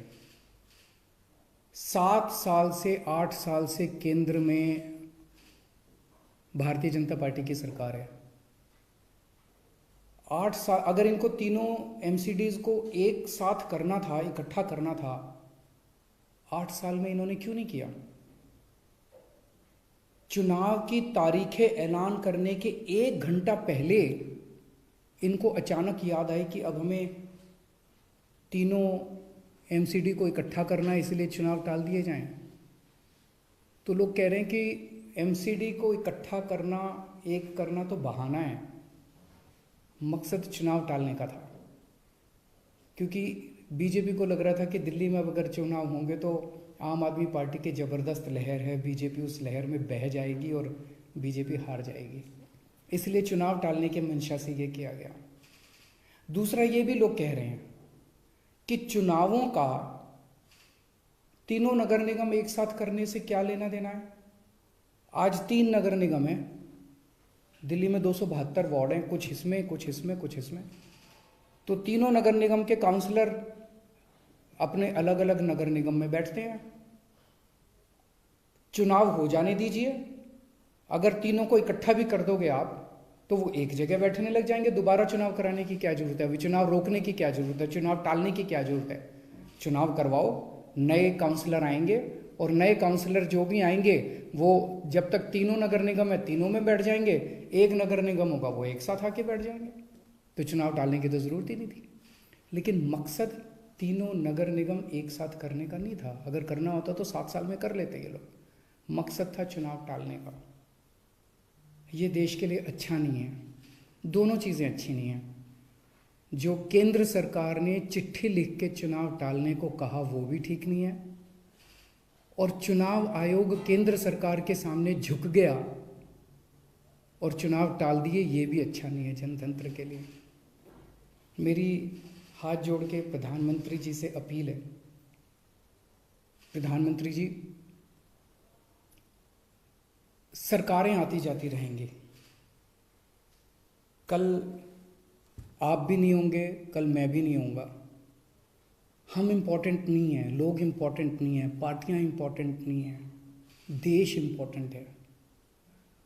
अगर हम चुनाव आयोग को दबाव डाल के चुनाव कैंसिल कराते हैं, इससे चुनाव आयोग कमज़ोर होता है, और चुनाव आयोग कमज़ोर होता है, चुनाव कैंसिल होते हैं तो देश कमज़ोर होता है। हम सबको मिलकर देश की रक्षा करनी है, किसी भी हालत में हमें इंस्टीट्यूशंस को कमज़ोर नहीं होने देना। मेरी आपसे हाथ जोड़ के विनती है, चुनाव कैंसिल मत कराइए। अगर चुनाव कैंसिल होते हैं, ये जनतंत्र के लिए बहुत बड़ा खतरा है। आज ये कहा जा रहा है कि हम तीनों एमसीडी एक करना चाहते हैं, इसीलिए चुनाव टाल दीजिए। कल को मान लो लोकसभा का चुनाव है, उसके पहले अगर कहा जाएगा कि ये पार्लियामेंट्री सिस्टम अच्छा नहीं है, हम प्रेसिडेंशियल सिस्टम लाना चाहते हैं, संविधान में बदलाव करना चाहते हैं, इसलिए चुनाव टाल दीजिए, तो क्या चुनाव टाले जाएंगे? मान लो कल को कोई स्टेट असेंबली का चुनाव है, ये कहा जाएगा कि हम 2 राज्यों को इकट्ठा करना चाहते हैं, इसलिए चुनाव टाल दीजिए, तो क्या चुनाव टाल दिए जाएंगे? क्या जनतंत्र के अंदर चुनाव ऐसे टाले जा सकते हैं? ये बहुत बड़ा प्रश्न है। मैं प्रधानमंत्री जी से यही निवेदन करना चाहूँगा, कल केजरीवाल भी नहीं रहेगा, कल मोदी जी भी नहीं रहेंगे, ये देश रहेगा। इस देश को अपने को कमज़ोर नहीं करना। मुझे नहीं पता कि राज्य के हमारे जो स्टेट इलेक्शन कमिश्नर हैं, उन पे ऐसा क्या प्रेशर डाला गया, उनको क्या धमकी दी गई, इनकम टैक्स की, ईडी की, सीबीआई की कोई धमकी दी गई, या वो अभी अप्रैल में रिटायर हो रहे हैं तो उनको पोस्ट रिटायरमेंट कोई लालच दिया गया, मुझे नहीं पता क्या दिया गया, लेकिन वो तुरंत 1 घंटे के अंदर चुनाव टालने को तैयार हो गए। ऐसे संस्थाएं कैसे चलेंगी? और मैं हमारे स्टेट इलेक्शन कमिश्नर से भी कहना चाहूँगा कि सर, अगर आप ऐसे चुनाव टाल देंगे, ये तो जनतंत्र ही नहीं बचेगा। हम लोगों ने आज़ादी किस लिए पाई थी? इस देश ने आज़ादी किस लिए पाई थी? जनता का राज है, जनतंत्र है इस देश के अंदर। आप ऐसे चुनाव टाल देंगे तो जनतंत्र ही नहीं बचेगा। मुझे नहीं पता आपके ऊपर क्या प्रेशर डाला जा रहा है, मुझे नहीं पता आपको क्या धमकी दी जा रही है या क्या लालच दिया जा रहा है, लेकिन सर, जो भी आपको धमकी दी जा रही है, जो भी आपको लालच दिया जा रहा है, बाहर आके बता दीजिए देश को, सारी जनता को बता दीजिए। देश आपके साथ खड़ा होगा, पूरा देश आपका साथ देगा, पर झुकिए मत सर, किसी के सामने मत झुकिए। देश की बात है, जनतंत्र की बात है। नमस्कार।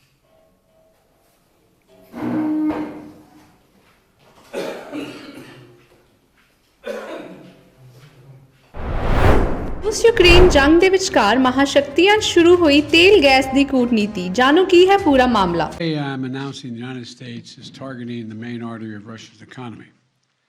We're banning all imports of Russian oil and gas and energy. That means Russian oil will no longer be acceptable at U.S. ports, and the American people will deal another powerful blow to Putin's war machine. This is a move that has strong bipartisan support in the Congress and, I believe, in the country. Americans have rallied to support the Ukrainian people and made it clear we will not be part of subsidizing Putin's war. We made this decision in close consultation with our allies and our partners around the world, particularly in Europe, because a united response to Putin's aggression has been my overriding focus, to keep all NATO and all of the EU and our allies totally united. We're moving forward with this ban, understanding that many of our European allies and partners may not be in a position to join us. The United States produces far more oil domestically than all the European countries combined. In fact, we're a net exporter of energy. So we can take this step when others cannot. But we're working closely with Europe and our partners to develop a long-term strategy to reduce their dependence on Russian energy as well.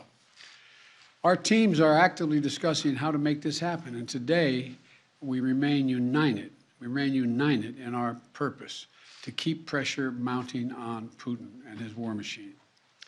This is a step that we're taking to inflict further pain on Putin, but there will be cost as well here in the United States. I said I would level with the American people from the beginning, and when I first spoke to this, I said defending freedom is going to cost. It's going to cost us as well in the United States.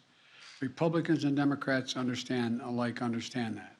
Republicans and Democrats alike have been clear that we must do this. Over the last week, I've spoken with President Zelensky several times to hear from him about the situation on the ground and to consult and continue to consult with our European allies and about U.S. support for Ukraine and the Ukrainian people. Thus far, we've provided more than $1 billion in security assistance to Ukraine. Shipments of defensive weapons are arriving in Ukraine every day from the United States, and we, the United States, are the ones coordinating the delivery of our allies and partners of similar weapons, from Germany to Finland to the Netherlands. We're working that out. We're also providing humanitarian support for the Ukrainian people, both those still in Ukraine and those who have fled safely to a neighboring country. We're working with humanitarian organizations to surge tens of thousands of tons of food, water, and medical supplies into Ukraine, and with more on the way. Over the weekend, I sent Secretary Blinken to visit the border between Poland and Ukraine and to Moldova to see what the situation was firsthand and report back. General Milley, Chairman of the Joint Chiefs of Staff of our Defense Department, was also in Europe, meeting with his counterparts and allies on NATO's eastern flank to reassure them, those countries bordering Russia, NATO countries, that we will keep our NATO commitment, the sacred commitment of Article 5. The Vice President Harris is going to be traveling to meet with our allies in Poland and Romania later this week as well. I've made it clear that the United States will share in the responsibility of caring for the refugees so the costs do not fall entirely on the European countries bordering Ukraine. And yesterday I spoke with my counterparts in France, Germany, and the United Kingdom about Russia's escalating violence against Ukraine and the steps that we're going to take together with our allies and partners around the world to respond to this aggression. We are enforcing the most significant package of economic sanctions in history, and it's causing significant damage to Russia's economy. It has caused Russian economy to, frankly, crater. The Russian ruble is now down to 50%, by 50% since Putin's announced his war. 1 ruble is now worth less than 1 American penny. 1 ruble is less than 1 American penny. And we're preventing Russia's central bank from propping up the ruble and to keep its value up. They're not going to be able to do that now. We cut Russia's largest banks from the international financial system, and it has crippled their ability to do business with the rest of the world. In addition, we're choking off Russia's access to technology like semiconductors that are and sap its economic strength and weaken its military for years to come.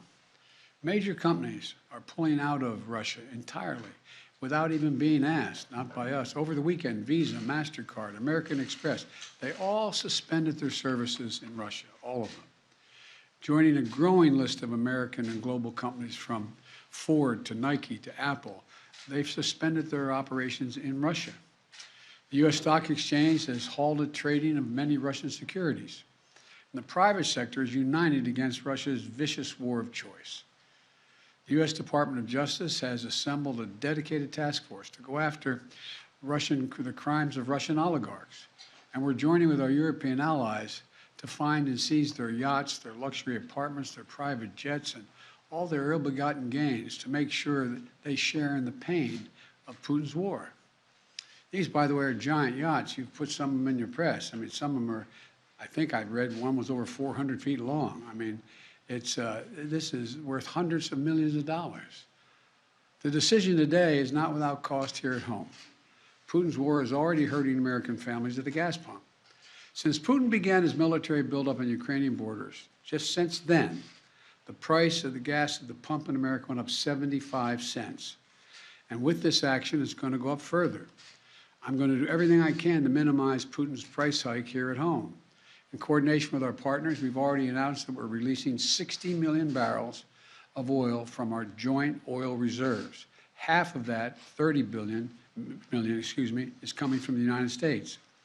And we're taking steps to ensure the reliable supply of global energy. We're also going to keep working with every tool at our disposal to protect American families and businesses. Now, let me say this. to the oil and gas companies and to the finance firms that back them. We understand Putin's war against the people of Ukraine is causing prices to rise. We get that. That's self-evident. But, it's no excuse to exercise excessive price increases or padding profits or any kind of effort to exploit this situation or American consumers, exploit them. Russia's aggression is costing us all, and it's no time for profiteering or price gouging. I want to be clear about what we'll not tolerate, but I also want to acknowledge those firms and oil and gas industries that are pulling out of Russia and joining other businesses that are leading by example. This is a time when we have to do our part and make sure we're not taking advantage. Look, let me be clear about two other points. First, it's simply not true that my administration or policies are holding back domestic energy production. That's simply not true. Even amid the pandemic, companies in the United States pumped more oil during my first year in office than they did during my predecessor's first year. We're approaching a record levels of oil and gas production in the United States, and we're on track to set a record of oil production next year. In the United States, 90% of onshore oil production takes place on land that isn't owned by the federal government. And of the remaining 10% that occurs on federal land, the oil and gas industry has millions of acres leased. They have 9,000 permits to drill now. They could be drilling right now, yesterday, last week, last year. They have 9,000 to drill onshore that are already approved. So let me be clear. Let me be clear. They are not using them for production now. That's their decision. These are the facts. We should be honest about the facts. Second, this crisis is a stark reminder to protect our economy over the long term, we need to become energy independent. I've had numerous conversations over the last 3 months with our European friends of how they have to wean themselves off of Russian oil. It's just not tenable. It should motivate us to accelerate the transition to clean energy. This is a perspective that our European allies share, and the future where together we can achieve greater independence. Loosening environmental regulations or pulling back clean energy investment won't, let me expand, will not lower energy prices for families. But transforming our economy to run on electric vehicles powered by clean energy with tax credits to help American families winterize their homes and use less energy, that will help. And if we do what we can, it will mean that no one has to worry about the price of the gas pump in the future. That'll mean tyrants like Putin won't be able to use fossil fuels as weapons against other nations. And it will make America a world leader, manufacturing and exporting clean energy technologies of the future to countries all around the world. This is the goal we should be racing toward. Over the last 2 weeks, the Ukrainian people have inspired the world, and I mean that in a literal sense. They've inspired the world with their bravery, their patriotism, their defiant determination to live free. Putin's war has caused enormous suffering and needless loss of life from women, children, everyone in Ukraine. Both Ukraine and, I might add, Russians.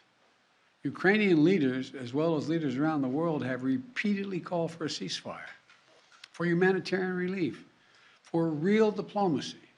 But Putin seems determined to continue on his murderous path, no matter the cost. Putin's now targeting cities and has been targeting cities and civilians, schools, hospitals, apartment buildings. Last week, he attacked the largest nuclear power plant in Europe with an apparent disregard for the potential of triggering a nuclear meltdown. He has already turned 2 million Ukrainians into refugees. Russia may continue to grind out its advance at a horrible price, but this much is already clear. Ukraine will never be a victory for Putin. Putin may be able to take a city, but he'll never be able to hold the country. And if we do not respond to Putin's assault on global peace and stability today, the cost of freedom and to the American people will be even greater tomorrow. So we're going to continue to support the brave Ukrainian people as they fight for their country. And I call on Congress to pass the $12 billion Ukraine assistance package that I have asked them for of late. Ukrainian people are demonstrating by their physical courage that they are not about to just let Putin take what he wants. That's clear. They'll defend their freedom, their democracy, their lives. And we're going to keep providing security assistance, economic assistance, and humanitarian assistance. We're going to support them against tyranny, oppression, violent acts of subjugation. People everywhere, and I think it's maybe even surprised some of you all, people everywhere are speaking up for freedom. And when the history of this war is written, Putin's war on Ukraine will have left Russia weaker and the rest of the world stronger. May God bless all those heroes in Ukraine. And now I'm off to Texas. Thank you very, very much. I know there's a lot of questions. I know there's a lot of questions, but there's a lot more that has to be made clear. ਜੰਗ ਦੌਰਾਨ ਯੂਕਰੇਨੀ ਲੜਕੀ ਨੇ ਦੇਖੋ ਕਿਸ ਤਰ੍ਹਾਂ ਗੀਤ ਗਾ ਕੇ ਲੋਕਾਂ ਦੇ ਚੁੱਕੇ ਹੌਸਲੇ। Теперь она решила исполнить вам песню для поднятия боевого духа. Амелия Анисович. Все шумят. Сейчас все не будут шуметь. Можно немножечко тишины? Не открывай, храни секрет. Будь хорошей девочкой для всех. Закрой все чувства на замок. Навечно отпусти и забудь, что прошло уже не вернуть. Отпусти и забудь, новый день он кажет путь. Не боюсь ничего уже, пусть бы шум ничто. Холод всегда мне был по душе, а я иду все выше на ледяную власть, и страха не вернувшись, меня уж не догнать. Пора узнать, что я могу, на помощь призову к себе во льдах навечно. Отпусти и забудь, что прошло уже не вернуть. Отпусти и забудь, новый день он кажет путь. Браво, браво, умница! Умница!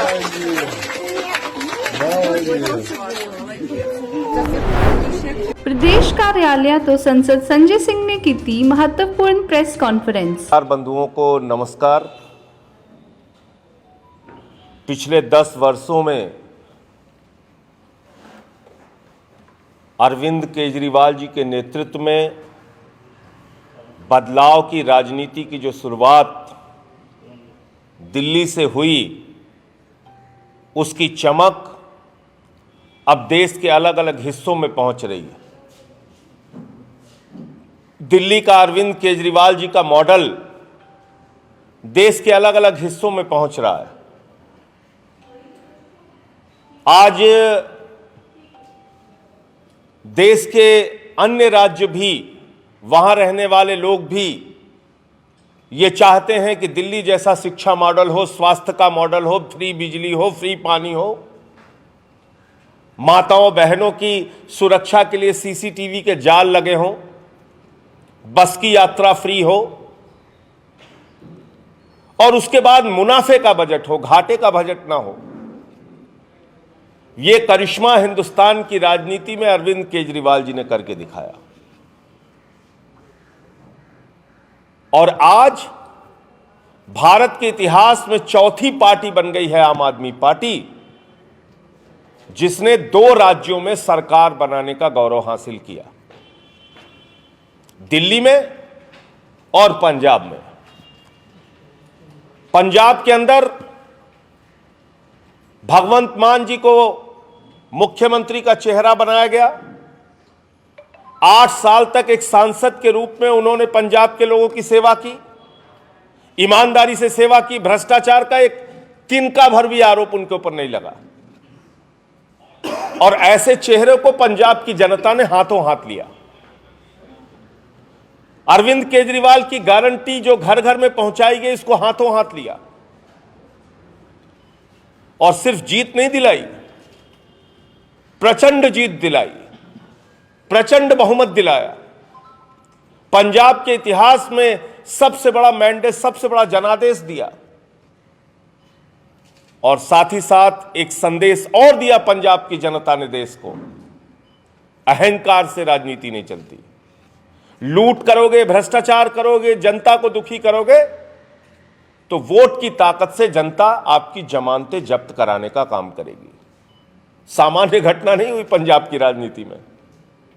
पंजाब के मौजूदा मुख्यमंत्री चन्नी साहब 2 सीटों से चुनाव हार गए। अरविंद केजरीवाल जी ने तो एक चैनल पे लिख के भी दे दिया था कि दोनों सीट पे हारेंगे। और एक सीट से जहां से आम आदमी पार्टी के प्रत्याशी की जीत हुई है, वो प्रत्याशी मोबाइल रिपेयरिंग करने वाले दुकान पे कर्मचारी था। उसकी मां एक स्कूल में सफाई कर्मचारी है और उस नौजवान ने पंजाब के मुख्यमंत्री को हराने का काम किया। यह है लोकतंत्र में आम आदमी की ताकत। जीवन जोत कौर जी, डॉक्टर जीवन जोत कौर अमृतसर से चुनाव जीती हैं। एक साथ 2 दिग्गज नेताओं को हराया उन्होंने। पंजाब की राजनीति में जिनकी तूती बोलती है, नवजोत सिंह सिद्धू जी, विक्रम मजीठिया, दोनों को अकेले हराने का काम किया। प्रकाश सिंह बादल जी 5 बार मुख्यमंत्री रहे पंजाब के, आम आदमी पार्टी से चुनाव हार गए।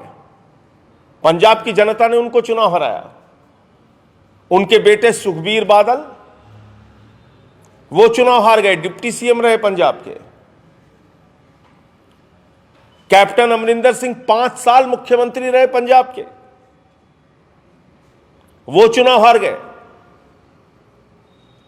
ये इस बात का साफ संकेत है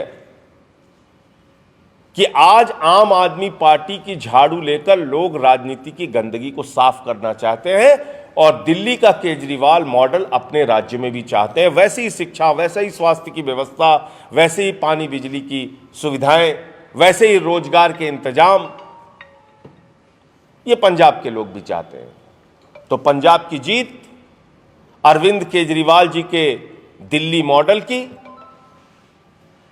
उनके कुशल नेतृत्व की और भगवंत मान जी के करिश्माई व्यक्तित्व की जीत है।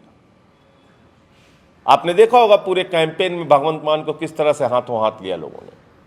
पूरे उत्साह के साथ उनके लिए लोग वोट करने आए और केजरीवाल जी ने उनके लिए भी घोषणा की थी कि 51,000 वोटों से जीतेंगे, 58,000 वोटों से जीते। बादल परिवार हारेगा, ये भगवंत मान का ऐलान था और बादल परिवार हारा। आज ऐसे ही राजनीति की आवश्यकता पूरे देश को है और इस चुनाव के परिणाम के बाद आम आदमी पार्टी राष्ट्रीय विकल्प के रूप में पूरे देश में स्वीकार की जाएगी। आने वाले दिनों में एक राष्ट्रीय विकल्प आम आदमी पार्टी बन गई है इस चुनाव परिणाम के बाद। उत्तर प्रदेश में भी आम आदमी पार्टी चुनाव लड़ी। पहला चुनाव था, हम लगभग सभी सीटों पे चुनाव लड़े, कुछ सीटों पे हमारे पर्चे खारिज कर दिए गए। चुनाव के परिणाम जो भी हों, लेकिन आम आदमी पार्टी की नीतियां, आम आदमी पार्टी की बातें, आम आदमी पार्टी की योजनाएं, आम आदमी पार्टी की दिल्ली का मॉडल, अरविंद केजरीवाल जी का चेहरा, पार्टी का झंडा, ये गांव-गांव में पहुंचा। गांव-गांव में आम आदमी पार्टी की चर्चा हुई। लेकिन जब मैं चुनाव प्रचार के दौरान जा रहा था या हमारे पार्टी के लीडर्स जा रहे थे या प्रत्याशी जा रहे थे, लोग आराम से बैठालते थे, तारीफ करते थे, प्रशंसा करते थे और साथ ही साथ एक बात कहते थे कि संजय सिंह जी, ये चुनाव पहला चुनाव है आपका, आपकी पार्टी बहुत अच्छी है, आपके नेता अरविंद केजरीवाल जी बहुत अच्छे हैं, लेकिन इस बार माफ कीजिएगा, अगले चुनाव में हम लोग तन मन धन से आपके साथ रहेंगे। इसका मतलब ये चुनाव 2 गठबंधन के बीच में था। जो बातें मैंने पहले भी कही थी, आज फिर दोहरा रहा हूं। एक भारतीय जनता पार्टी का गठबंधन और दूसरा समाजवादी पार्टी का गठबंधन। और क्योंकि ये बाइपोलर इलेक्शन था, 2 गठबंधन के बीच में चुनाव था, इसलिए बाकी राजनीतिक दलों को वोट पड़े नहीं। कांग्रेस पार्टी 125 साल पुरानी पार्टी, अरबों रुपए चुनाव में खर्च किया, हेलीकॉप्टर से प्रचार किया प्रियंका गांधी जी ने, 2.5% वोट मिला, 2.5% लगभग। 4 बार की मुख्यमंत्री रही मायावती जी, उत्तर प्रदेश के चुनाव में सबसे बुरी हार हुई इस चुनाव में, उनको मात्र 1 सीट मिली, 1 सीट, 12% वोट शेयर पे आ गई। बाकी पार्टियों की बात कीजिए, वो भी चुनाव में बिल्कुल वोट के मामले में पिछड़ती चली गई। इसका साफ संकेत था, 2 गठबंधन को वोट पड़ रहे थे और जनता ने मन बना लिया था कि हमको इन्हीं 2 गठबंधन के बीच में अपना वोट देना है। इसलिए हमारे लिए बहुत अच्छे परिणाम नहीं आए, मैं इसको स्वीकार करता हूं। 2 सीटों पे खलीलाबाद और रुधौली पे हमें 25-25 हजार वोट मिले हैं। कुछ दूसरी सीटों पे भी हमें 7,000-8,000 वोट मिले हैं। लेकिन इस चुनाव परिणाम से हम कहीं ना निराश हैं, ना हताश हैं, बल्कि लोगों का वो वाक्य हमें याद है कि इस बार नहीं, अगली बार के चुनाव में हम लोग तन मन धन से आपका साथ देंगे। लोकतंत्र में जनता मालिक है, जनता जो जनादेश दे उसको स्वीकार करना चाहिए। उत्तर प्रदेश में जिन पार्टियों के जितने भी विधायक जीते हैं, उन 403 विधायकों को, वो भारतीय जनता पार्टी के हों, समाजवादी पार्टी के हों, अन्य पार्टियों के हों, सबको हृदय से बधाई देना चाहता हूं। उत्तर प्रदेश के तरक्की और विकास के लिए काम कीजिए। उत्तर प्रदेश में नौजवानों के रोजगार के लिए काम कीजिए। उत्तर प्रदेश में किसानों को फसल का दाम दिलाने के लिए काम कीजिए। उत्तर प्रदेश में महिलाओं की सुरक्षा के लिए और अच्छी कानून व्यवस्था के लिए काम कीजिए।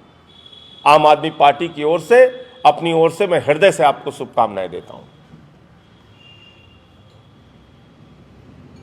और हमें जो भूमिका दी है जनता ने, जो भी वोट दिया है, लगभग 3.5 लाख मत मिले इस चुनाव में,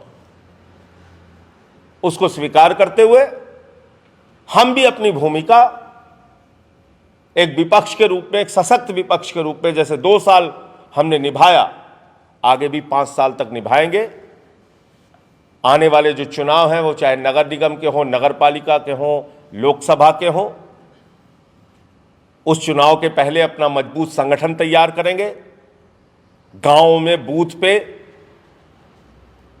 और जाकर लोगों के साथ संवाद करेंगे, बातचीत करेंगे, और यह बताने की कोशिश करेंगे कि जितनी भी रिवायती पार्टियां हैं उत्तर प्रदेश की, जो जाति धर्म के नाम पे राजनीति करती हैं, उससे उत्तर प्रदेश को क्या हासिल हुआ या होने वाला है। अब होने वाला क्या है, इसका तो इंतजार करना पड़ेगा कुछ दिनों तक, नई सरकार बनने जा रही है। लेकिन अगर सरकार जन आकांक्षाओं पर खरी नहीं उतरेगी, अपने घोषणाओं पर खरी नहीं उतरेगी, तो जो जिम्मेदारी जनता ने हमें दी है एक विपक्ष के रूप में काम करने की, वो जिम्मेदारी हम लोग बखूबी निभाएंगे। एक एक कार्यकर्ता उस जिम्मेदारी को बखूबी निभाएगा।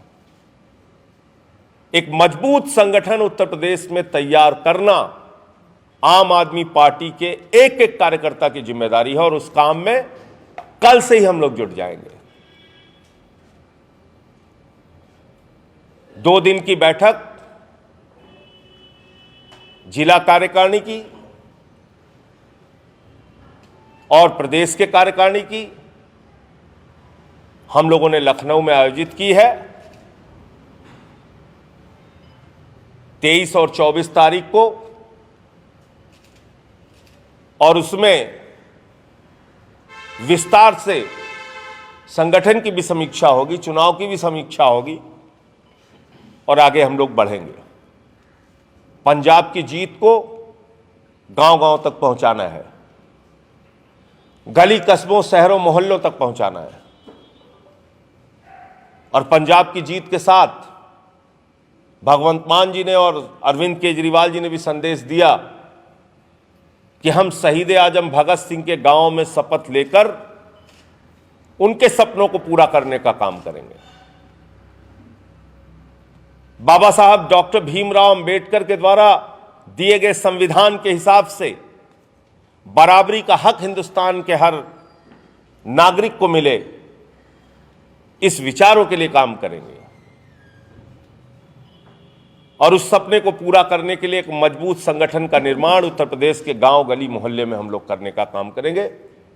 इस काम में आम आदमी पार्टी का एक एक कार्यकर्ता जुटेगा और पंजाब की जीत को हर एक शहर कस्बे में पहुंचाने के लिए कल तिरंगा यात्रा के नाम से विजय जुलूस उत्तर प्रदेश के सभी जिलों में निकाला जाएगा। हम अपने सभी प्रत्याशियों से, सभी जिलाध्यक्षों से, प्रदेश कार्यकारिणी के पदाधिकारियों से ये कहना चाहते हैं कि विजय जुलूस भव्य तरीके से, अच्छे तरीके से, बगैर किसी के रास्ते में अवरोध डाले हुए निकालिए और पंजाब की जीत का पूरे जज्बे के साथ, जोश के साथ जश्न मनाइए और उत्तर प्रदेश को भी इस नई राजनीति के साथ जोड़ने के लिए मजबूत संगठन के निर्माण में जुट जाइए। बहुत बहुत शुक्रिया, धन्यवाद। इतनी बात मुझे कहनी थी। आपका कोई सवाल हो? विधानसभा के बाद उत्तर प्रदेश में नगर निकाय के चुनाव को कैसे देखते हैं? देखिए, नगर निगम का चुनाव शहरी चुनाव है और अर्बन इलाके हैं इसमें, जिसमें नगर निगम भी आते हैं, नगर पालिकाएँ भी आती हैं, नगर पंचायत भी आते हैं और संभवतः नवंबर दिसंबर में वो चुनाव होना है। पिछली बार भी हम लोग नगर निगम का चुनाव लड़े थे, जिसमें 2 हमारे चेयरमैन जीते थे और लगभग 50 सीटें हमें पार्षद और सभासद की आई थी। तो इस बार तो हमारा एक संगठन, एक जनाधार खड़ा हुआ है। हम लोग और मेहनत के साथ अपना संगठन वार्डों में, मोहल्लों में, गलियों में बनाएंगे और इसको हम एक अच्छी चुनौती और अच्छे चुनाव के रूप में देखते हैं और पूरी ताकत के साथ हम अपने संगठन के साथ निगम के चुनाव को अपने लिए एक बड़ी चुनौती मानते हैं। सर, कहाँ पे चूक रह गई? क्योंकि आम आदमी पार्टी ने बहुत मेहनत की थी, दावे भी किए गए थे कि बेहतर रिजल्ट आएंगे। नहीं, आपने बिल्कुल ठीक कहा, लेकिन अंततोगत्वा लोकतंत्र में जनता ही मालिक होती है। तो जनता जो फैसले दे उसको स्वीकार करना चाहिए। मुझे जो लगा वो एक बात साफ तौर पे लगी कि इस बार लोगों ने मन बना लिया था 2 गठबंधन को वोट देने का, एक भारतीय जनता पार्टी का गठबंधन और दूसरा समाजवादी पार्टी का गठबंधन। उन्हीं दोनों खानों में लोग रहे और जो वोट शिफ्ट हुआ वो किसी को जानकारी नहीं हो पाई कि आज बहुजन समाज पार्टी जैसी पार्टी मेरे ख्याल से अपने 38 वर्षों के सबसे बुरे दौर में बीएसपी आ गई, जहां पे उसको एक विधायक मिला है। कांग्रेस पार्टी जो 125 साल पुरानी पार्टी है, 75 वर्षों में उत्तर प्रदेश में सबसे दयनीय स्थिति में पहुंच गई, जहां पे उसको सिर्फ 2%, 2.5% वोट मिला है। तो हम तो पहली बार उतरे थे यहाँ पे, तो हमको लोगों ने प्यार से मिल के हमारा पर्चा लेके और तारीफ करते हुए भी कहा कि इस बार माफ़ कीजिएगा, अगले बार देखेंगे। तो उनकी बात को तो मानना पड़ेगा। सर, दिल्ली मॉडल पंजाब में बड़ा स्पीड में चला, यूपी में क्या कारण? नहीं, देखिए, यूपी जाति धर्म के जाल में फंसा हुआ एक राज्य है और ये एक बड़ी चुनौती है इस जाल से, जंजाल से लोगों को निकालना। विधानसभा चुनाव शुरुआत हुई, लेकिन चुनाव आते आते आम आदमी पार्टी जो है चुनाव में नहीं दिख रही। हमने अपनी मेहनत पूरी की, पूरी ताकत से चुनाव लड़े, खूब मेहनत की, लेकिन मैंने आपको बताया ना कि ये 2 गठबंधनों के बीच का चुनाव था। लोगों ने तय किया था हम इसको वोट देंगे, उसको वोट देंगे, उन्हीं को वोट दिया। आपका कुछ सवाल था? सर, ईवीएम को लेकर कल बहुत ज्यादा ट्वीट हुआ समाजवादी पार्टी की तरफ से, आपको भी क्या लगता है ऐसा कि कुछ छेड़छाड़ हुए थे या फिर बनारस में भी एक ऐसी घटना देखी गई? देखिए, जो ईवीएम ट्रक में पकड़े कार्यकर्ताओं ने, वो समाजवादी पार्टी के दूसरे दलों के कार्यकर्ताओं ने, वो तो साफ तौर पर दिख रहा था कि ट्रक पे ईवीएम ले जाई जा रही है। बाकी कोई ऐसा प्रमाण अगर मिलेगा जिसमें ईवीएम में हेरा फेरी या गड़बड़ी की बात आएगी तो उस पर लोग बोलेंगे, कहेंगे। मेरा ये कहना है कि निष्पक्ष चुनाव कराना चुनाव आयोग की जिम्मेदारी है और उस जिम्मेदारी का पालन करे चुनाव आयोग। जहां कहीं भी ऐसी गड़बड़ी मिलती है त्वरित कार्रवाई करे, जिससे चुनाव आयोग की संस्था पर लोगों का विश्वास बना रहे। क्योंकि अभी हमने एमसीडी के चुनाव में दिल्ली के अंदर जो देखा वो तो हमारे लोकतंत्र के लिए अच्छा नहीं है और चुनाव आयोग जैसी संस्था के लिए तो बिल्कुल अच्छा नहीं है कि एमसीडी का चुनाव घोषित करने के लिए दिल्ली के मुख्य चुनाव अधिकारी महोदय प्रेस कॉन्फ्रेंस बुलाते हैं। प्रेस कॉन्फ्रेंस में चिट्ठी जाती है पत्रकारों को कि चुनाव की तारीखें घोषित करनी है और प्रेस कॉन्फ्रेंस में वो कहते हैं कि केंद्र सरकार से एक चिट्ठी आ गई है मोदी जी के यहाँ से और वो कह रहे हैं कि चुनाव टाल दो, इसलिए हम चुनाव टाल रहे हैं। ये चुनाव आयोग की विश्वसनीयता है? ये कार्यप्रणाली है क्या चुनाव आयोग की? क्या चुनाव आयोग मोदी सरकार के या केंद्र सरकार के इशारे पर काम करेगा? ये तो हमारे डेमोक्रेसी के लिए, लोकतंत्र के लिए ठीक बात नहीं है। चुनाव आयोग एक स्वतंत्र संस्था है, उसको कोई सरकार कैसे निर्देशित कर सकती है कि आपको कब चुनाव कराना है, नहीं कराना है? और तब जबकि आपने खुद प्रेस कॉन्फ्रेंस बुला के चुनाव की तारीखें घोषित करने का ऐलान किया है। तो ये बहुत दुर्भाग्यपूर्ण है। चुनाव आयोग जैसी संस्था को कम से कम निष्पक्ष होना ही चाहिए। अगले चुनाव में जो भी होगा चुनाव, चाहे विधानसभा का हो चाहे लोकसभा का हो, क्या आप पार्टी राजनीति के जातिगत के हिसाब से कैंडिडेट उतारेगी? देखिए, हम तो अपने एजेंडे पे रहेंगे। बिजली, पानी, शिक्षा, स्वास्थ्य, रोजगार, किसानी, उत्तर प्रदेश में उद्योग धंधे, विकास, हम तो इसी की बात करेंगे। अब देखिए कब हम समझा पाते हैं। Thank you. ਇਹ ਸਨ ਅੱਜ ਦੀਆਂ ਮੁੱਖ ਖਬਰਾਂ। ਮੈਨੂੰ ਮਨਪ੍ਰੀਤ ਕੌਰ ਨੂੰ ਦਿਓ ਇਜਾਜ਼ਤ ਤੇ ਹੋਰ ਵਧੇਰੇ ਖਬਰਾਂ ਲਈ ਜੁੜੇ ਰਹੋ ਇੰਡੀਆ ਪਲੱਸ USA ਦੇ ਨਾਲ। ਸਤਿ ਸ਼੍ਰੀ ਅਕਾਲ। ਫ੍ਰੀ ਸੇਵਾ, ਫ੍ਰੀ ਸਮਾਧਾਨ। ਬਾਬਾ ਕਬੀਰ ਖਾਨ ਜੀ ਕਾਲੇ ਇਲਮ ਤੇ ਰੂਹਾਨੀ ਇਲਮ ਦੇ ਮਾਹਿਰ 2 ਘੰਟੇ ਵਿੱਚ ਘਰ ਬੈਠੇ ਇੱਕ ਫੋਨ ਤੇ ਤੁਰੰਤ ਸਮਾਧਾਨ ਕਰਵਾਓ, ਜਿਵੇਂ ਵਸ਼ੀਕਰਨ ਕਰਨਾ ਜਾਂ ਤੋੜਨਾ, ਮਨ ਚਾਹਿਆ ਪਿਆਰ, ਘਰੇਲੂ ਕਲੇਸ਼, ਕੀਤਾ ਕਰਾਇਆ ਕਾਰੋਬਾਰ ਵਿੱਚ ਘਾਟਾ, ਵਿਦੇਸ਼ ਵਿੱਚ ਪੱਕੇ ਨਾ ਹੋਣਾ, ਮਾਤਾ ਪਿਤਾ ਮਨਾਉਣਾ, ਲੋਟਰੀ ਨੰਬਰ ਤੁਰੰਤ ਨਿਕਲਵਾਓ, ਸੌਤਨ ਦੁਸ਼ਮਨ ਛੁਟਕਾਰਾ, ਧੋਖਾ ਖਾਦੇ ਲੋਕ ਸਾਨੂੰ ਤੁਰੰਤ ਫੋਨ ਕਰੋ। Mobile number 97797 19721 97797 19721।